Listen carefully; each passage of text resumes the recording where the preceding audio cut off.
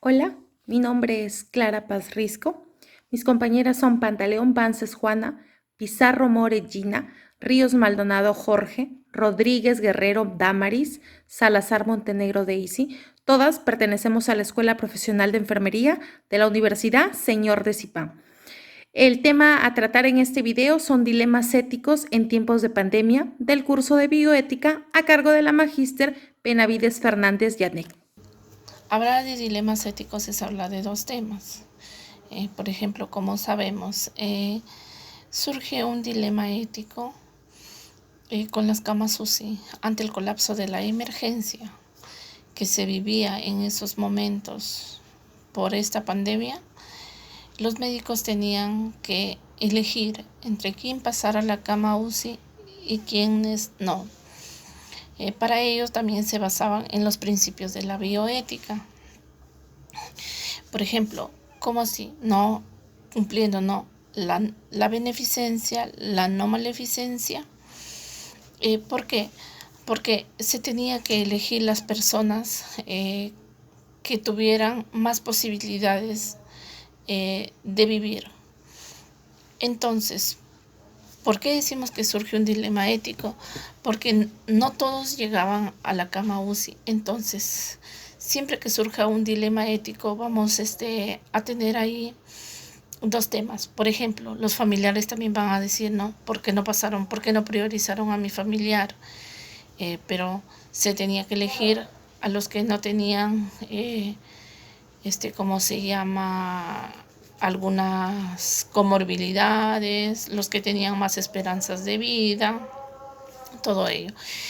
También vemos otro dilema ético con la llegada de las vacunas, porque se tenía que priorizar a quienes vacunar primero. Como sabemos, el personal de salud y los adultos mayores fueron los primeros en inmunizarse. También vemos o hemos podido ver personas sin ética ni moral que se han apropiado de los recursos, de los insumos que han mandado el Estado para darle a las personas que estaban afectadas por la COVID-19. ¿De qué forma? Con los medicamentos, con los equipos de PP, han traficado con la salud de las personas. Entonces, ante todo ello, nos hacemos una pregunta: ¿salvar vidas o condenados a morir? ¿Por qué decimos esto? Como vemos con las camas UCI, como ya le hemos dicho, salvar vidas, ¿no? Se tenía que priorizar quién pasaba a cama UCI y quién no. O sea, prácticamente a quién salvábamos y los otros estaban condenados a morir, porque por el simple hecho que ya no teníamos más camas UCI a dónde poner a estos pacientes. Entonces, de otra forma también, porque los medicamentos eran a precios muy elevados que encontrábamos en las farmacias. Entonces, todo esto a vista y paciencia de las autoridades, que no hacían nada por controlar esto. Otro problema también era el oxígeno, a precios muy elevados, donde los familiares veíamos con sus pocos recursos económicos que tenían, terminaban vendiendo sus casas muy endeudados, y aún así, muy lamentable, sus familiares llegaban a fallecer, ¿no? Condenados a morir. Otros sí, con el mayor de los éxitos, se puede decir que se han salvado. Otro dilema también ético encontramos en las autoridades, ¿no? Que no han hecho nada, lejos de apoyar a las familias que estaban necesitando, que estaban pasando por momentos muy difíciles. Trataban más bien de apropiarse, ¿no? Como hemos visto con los alimentos que les han enviado para las personas más necesitadas, pero no fue así, no llegó. Entonces aquí también hay un punto de que aquí enfocamos los puntos de la bioética, ¿no? Porque no ha habido justicia. Las personas por el mismo cargo que tenían ellos han hecho lo que mejor les ha parecido. Entonces, lejos de cumplir también con lo que es la beneficencia, no han cumplido con este punto también. Por otro lado, también vemos la autonomía. Las personas que padecían este mal no podían decidir por ellas mismas entonces. Y como veíamos y vemos hasta el momento que el acceso a los servicios de salud también se han visto bloqueados, más que todos los de primera línea. Bueno, que en el momento ya están prestando la atención, pero de otra forma vemos que los familiares no podían acceder a ver a su familiar que se encontraba en cuidados intensivos, que se encontraba hospitalizado. Es un dilema, hasta el momento es un dilema muy, se puede decir, muy duro. ¿Por qué? Porque ellos quieren, ¿no?, estar siquiera en el último momento de sus familiares, cuando ya les toca partir de este mundo, pero no pueden, entonces se quedan con toda esa frustración, con ese dolor. Entonces, ante todo ello, nos planteamos esa pregunta y podemos enfatizar que los médicos y todo el personal de salud ha dado todo de sí mismo para poder sacar todo esto adelante. Todas estas personas que se encontraban padeciendo este mal. Pero a pesar de todo ello, en algunos casos se han llegado a salvar y en otros no.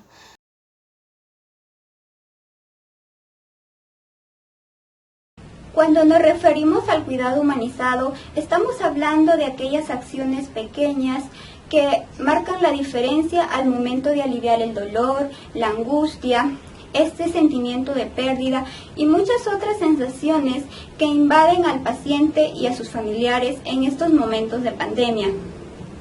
Es por este motivo que el personal de salud debe brindar un cuidado que proporcione comunidad, no solamente en la parte física, sino también en la mental y espiritual, mediante pequeños detalles como una mirada amorosa, tocarle la mano cariñosamente, una escucha activa, de repente realizarle un cepillado de dientes, peinarlo, unos masajes que van a hacer sentir cuidado al paciente. Sin embargo, en estos tiempos de pandemia, la atención humanizada se ha visto inevitablemente afectada por diversos factores, tales como el exceso de pacientes, el miedo a contagiarse de esta enfermedad, la falta de equipos de protección personal, así como también el ser testigo del dolor de muchas personas, sentir esa impotencia de ver morir numerosos pacientes día tras día. Sumado a todo ello, las largas jornadas laborales que el personal de salud realiza ha influenciado negativamente en el cuidado humanizado. Uno de los dilemas en el cuidado es el aislamiento del paciente, donde la mirada y el tacto ha perdido su valor debido a los equipos de protección personal, donde el paciente muchas veces no puede mirar a los ojos o sentir la mano de la persona a quien lo atiende. En este contexto, se necesita que la atención en los últimos momentos de vida sea de la mayor calidad asistencial y humanamente posible, desde luego respetando las medidas de bioseguridad conforme a la ética de los cuidados paliativos. Todo ello es un reto para el personal de salud, el no deshumanizarse en tiempos de pandemia, sino evaluar la situación desde una perspectiva de los principios de la bioética, considerando la autonomía, la beneficencia, no maleficencia y justicia, y sobre todo respetando la dignidad de cada persona.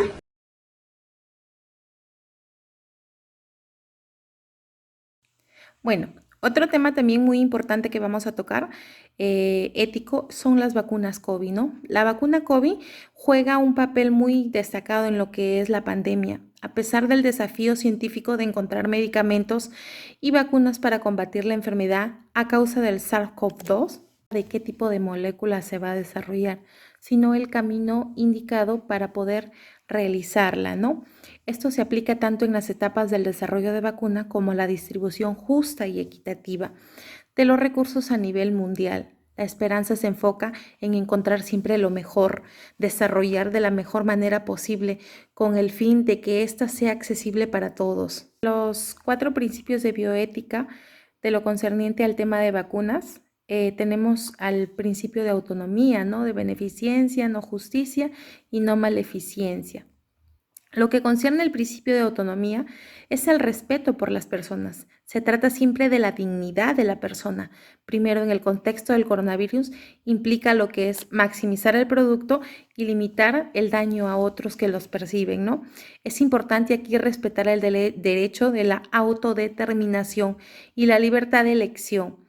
¿Esto qué va a implicar? El consentimiento informado de quienes o no deciden vacunarse voluntariamente. Por último, el principio de la no maleficencia, que es cuando las decisiones médicas no deben dañar a los pacientes, ¿no? Y las vacunas deberían ser efectivas y deben administrarse de manera segura, ¿no? A la población, lo que esto va a significar su alta calidad, sin provocar ninguna reacción ni efectos secundarios, ¿no? Tras su administración. Vimos, por ejemplo, un ejemplo de este principio que fue alterado es cuando al inicio de las vacunas las enfermeras no aplicaban este medicamento, ¿no? en la vacuna. Entonces, ¿dónde está su ética? ¿Por qué hacen eso? ¿Por qué dañar esa imagen? Cuando según nuestro código de enfermeros nos dice siempre hacer el bien, ¿no? Siempre hacer el bien siempre hacer las cosas sin perjudicar al otro, ¿no? Bien, vamos a continuar hablando sobre el tema de la falta de oxígeno. Aproximadamente 200 personas perdieron la vida por COVID-19 en nuestro país en el mes de febrero, aumentando indeterminadamente en el mes de diciembre. Se observó claramente el principio de justicia que no fue dado. ¿Por qué? Porque aquí valió mucho la frase más conocida del que sí tengo dinero, sí lo obtengo. ¿Por qué? Porque llegaron a costar los balones hasta 800 soles y lamentablemente algunas personas tuvieron que vender sus casas para poder obtenerlo. Y a veces hasta poder obtener el oxígeno, los familiares han tenido que fallecer. Según las cifras, en nuestro país, en Latinoamérica, ocupa el 8º lugar en el mundo, con mayor cantidad de casos confirmados del COVID-19, según la publicación del fecha del 15 de junio.